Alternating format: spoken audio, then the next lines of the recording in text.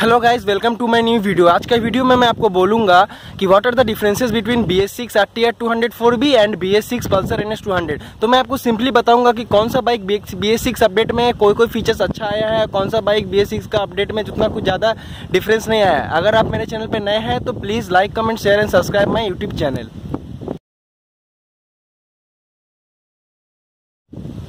तो first point मैं आपको अगर बोल देता हूं तो वो है स्टार्टिंग फ्रॉम इंजन स्पेक। तो कौन सा बाइक में कितना पावर है या इंजन स्पेक कैसा है, तो मैं आपको सिंपली बता देता हूं कि जो दोनों बाइक है RTR 200 एंड पल्सर NS 200, दोनों बाइक स्टैंडर्ड FI सिस्टम से आता है, जो कि BS6 वर्जन BS6 होने के कारण दोनों बाइक स्टैंडर्ड FI सिस्टम पे आता है। तो मैं आपको बोलूँगा कि कौन सा बाइक में कितना कितना पावर है। तो लेट्स सी द वीडियो। तो गाइस, जैसा मैं आपको बताना चाहूँगा कि जो BS6 RTR 200 है, इसमें पावर ड्रॉप हुआ है as considering the BS4 model. BS4 model में 20.5 bhp का पावर आता था एंड टॉर्क 18.3 Nm का आता था, जो कि बहुत ही अच्छा था उस प्राइस रेंज में। लेकिन हालांकि BS6 मॉडल में RTR 200 में पावर बहुत ही ज़्यादा गिर गया है। पता नहीं TVS कंपनी ने ऐसा क्यों किया है। तो BS6 मॉडल में RTR 200 भी 20.5 bhp ही पावर प्रोड्यूस करता है एंड जो टॉर्क बहुत 2 Nm से कम गया है, वो है 16.1 Nm। तो देखा जाए तो BS6 अपडेट होने के बाद TVS अपाचे RTR 200 में पावर ड्रास्टिकली डिक्रीज हो गया है।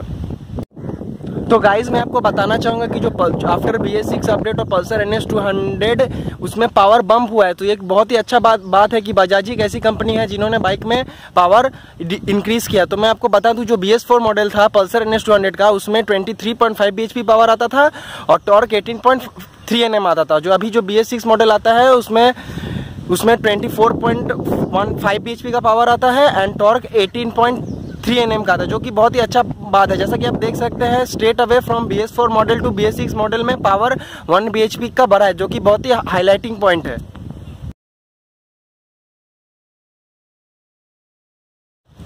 नेक्स्ट जो सबसे अच्छा बात मुझे लगता है RTR 200 का, वो है फुल्ली डिजिटल इंस्ट्रूमेंट क्लस्टर। जैसा कि मैं आपको बता देता हूँ, RTR 200 हमेशा से फुल्ली डिजिटल इंस्ट्रूमेंट क्लस्टर के साथ ही आता था।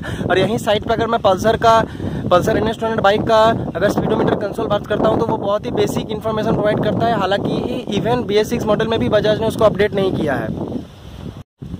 अगर मैं RTR 200 का इंस्ट्रूमेंट क्लस्टर के ऊपर बात करूं तो इसमें हर एक फीचर्स मिलता है, जैसे 0 to 60, 0 to 100, lap timer, gear position indicator, even low fuel warning, इसमें हर एक फीचर्स मिल जाता है। इवन BS6 मॉडल में TVS ने इसमें एक्स कनेक्ट फीचर भी अपडेट कर दिया। तो ये एक्स कनेक्ट फीचर सिंपली क्या है, उसमें एक ब्लूटूथ मोड भी ऐड कर दिया है, जिससे अपने आप फोन को पेयर कर पाएंगे ब्लूटूथ मोड से, जो कि इंस्ट्रूमेंट क्लस्टर में प्रेजेंट किया है। तो इसमें TVS ने एक अपना ऐप लॉन्च किया है, जिस ऐप्स के माध्यम से आप अपने फ़ोन को उस बाइक के साथ कनेक्ट कर पाएंगे। तो ये आपको और भी ज़्यादा फीचर्स देगा। तो ये एक बहुत ही अच्छा प्लस पॉइंट है। इवन इस ऐप से आपको turn by turn indicator, navigation भी मिलेगा। अगर आपका फ़ोन उस इंस्ट्रूमेंट क्लस्टर के साथ कनेक्ट किया गया है, तो अगर आप किसी का फ़ोन आ रहा है तो आपको इंस्ट्रूमेंट क्लस्टर में ही दिख जाएगा। तो ये एक बहुत ही हाईलाइटिंग और बहुत ही अच्छा फीचर्स है, जो कि अपाचे RTR 200 में दिया गया है फ्रॉम TVS कंपनी। यहीं पर अगर मैं पल्सर NS 200 बाइक से कंपेयर करता हूँ तो उसमें कोई भी फीचर्स नहीं आता है। उसमें वही बेसिक इंस्ट्रूमेंट क्लस्टर आता है जो कि लॉन्च का टाइम से आता है।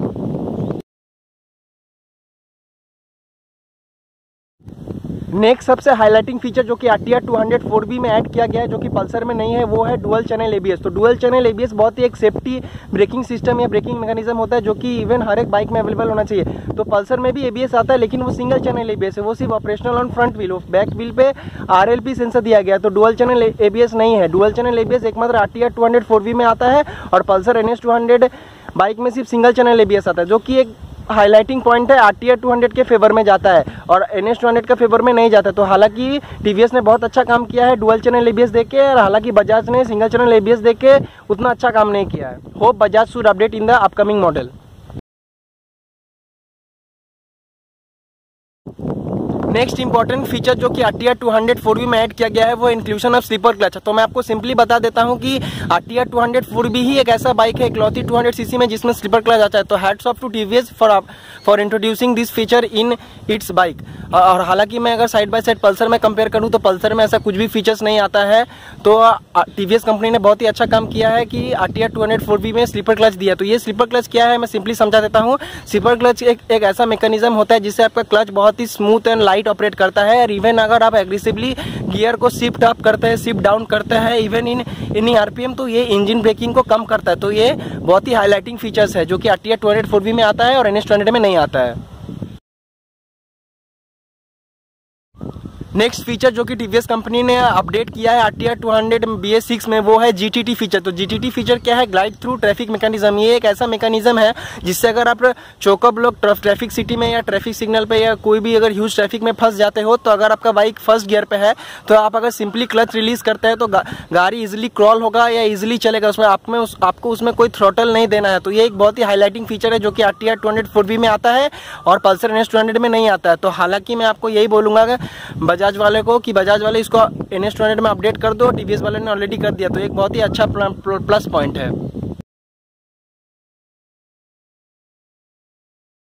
नेक्स्ट जो सबसे अच्छा फीचर मेरे को लगा है पल्सर NS 200 बाइक का, वो है प्रेजेंस ऑफ 6th गियर। तो आप जैसे जानते हैं कि अगर आपका गाड़ी में 6th गियर है तो इससे आपका गाड़ी का टॉप स्पीड भी बढ़ जाएगा और even highway capability, highway touring capability भी बढ़ जाता है। तो आप इससे क्या होगा कि 6th गियर से आप हाईवे में बहुत ही अच्छा स्पीड मेंटेन कर सकते हो। तो यहीं पल्सर के पास एक प्लस पॉइंट है कि पल्सर में 6th गियर आता है और RTR 200 में नहीं आता। RTR 200 5th गियर मैकेनिज्म पे वर्क करता है। तो मैं आपको यही बोलूँगा कि अगर आपका नीड हाईवे के लिए है, टूरिंग करना है, हाईवे पे ज़्यादा गाड़ी चलाना है, तो 6th गियर मैंडेटरी है। तो आपको उस टाइम पल्सर NS 200 पिक करना चाहिए। अगर आपको अगर सिटी में बाइक चलाना है, ओकेजनल राइड करना है, सिटी में ज़्यादा घूमना है, तो आपको 5th गियर से काम चल जाएगा। तो RTR 200 उसमें ठीक है, लेकिन ये एक डीमेरिट है। RTR 200 में भी 6th गियर होना चाहिए था, जो कि हालांकि वो भी 200cc का सेगमेंट का बाइक है। तो ये एक डीमेरिट है RTR 200 में एंड प्लस पॉइंट है पल्सर NS 200 बाइक में।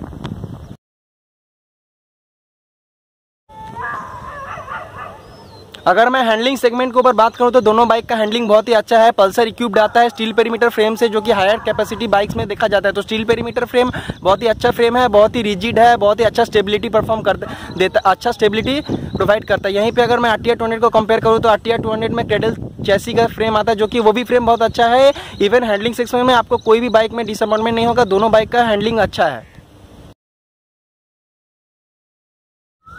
तो गाइस, जैसे कि मैं आपको अपना पर्सनल ओपिनियन बताऊं, तो अगर आपको अपना बाइक से अल्टीमेट परफॉर्मेंस चाहिए, ultimate top speed, ultimate acceleration चाहिए, then go for Pulsar NS 200 bike. अगर आपको नॉर्मल बाइक चाहिए जिसमें फीचर्स बहुत ज़्यादा हो, अगर थोड़ा बहुत अगर आप पावर पे कॉम्प्रोमाइज़ कर सकते हैं, उतना पावर आपको नहीं चाहिए, then go for RTR 200 bike. हालांकि दोनों बाइक 200cc सेगमेंट में बहुत ही अच्छा है। अगर पावर का नीड है, अगर आपको पावर सेंट्रिक बाइक चाहिए, देन गो फॉर पल्सर। अगर आपको नॉर्मल बाइक चाहिए with top most features on instrument cluster, then go for RTR 200 bike. Guys, at last hope करता हूँ आपको ये मेरा comparison video between RTR 200 BS6 and Pulsar NS 200 BS6 अगर अच्छा लगा है, then please like, comment, share and subscribe my YouTube channel, so that आपको मेरा चैनल का अपकमिंग नोटिफिकेशन मिलता रहे।